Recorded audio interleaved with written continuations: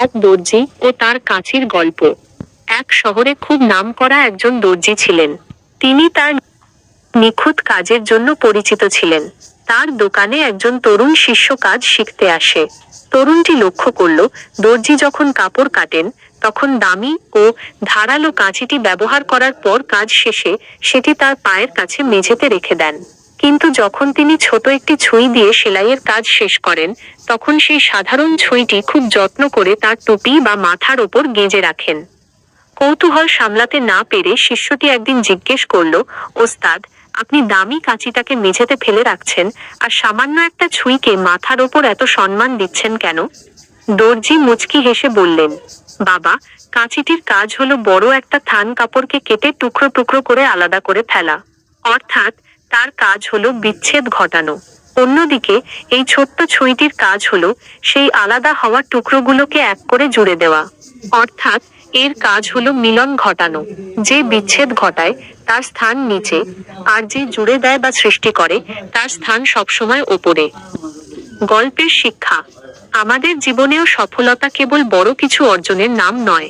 প্রকৃত সফল সেই ব্যক্তি যে নিজের মেধা ও শক্তি দিয়ে মানুষকে ছোট করার পরিবর্তে সবাইকে একসাথে নিয়ে এগিয়ে চলে।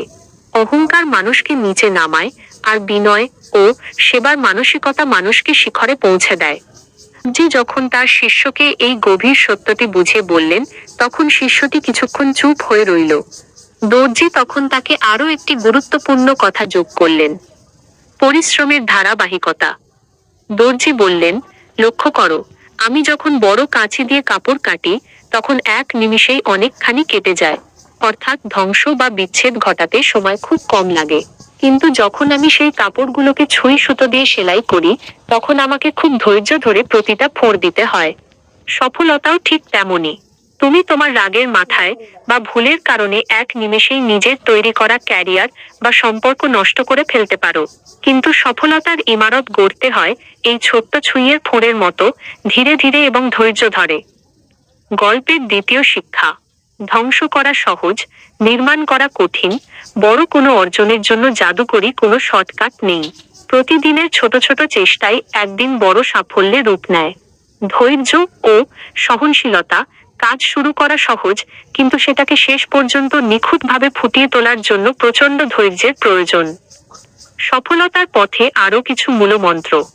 বিষয়, গুরুত্ব, মনোযোগ, লক্ষ্য থেকে বিচ্যুত না হওয়া, ত্যাগ, বড় কিছুর জন্য ছোট ছোট আনন্দ বিসর্জন দেওয়া, সততা, নিজের কাজের প্রতি দায়বদ্ধ থাকা।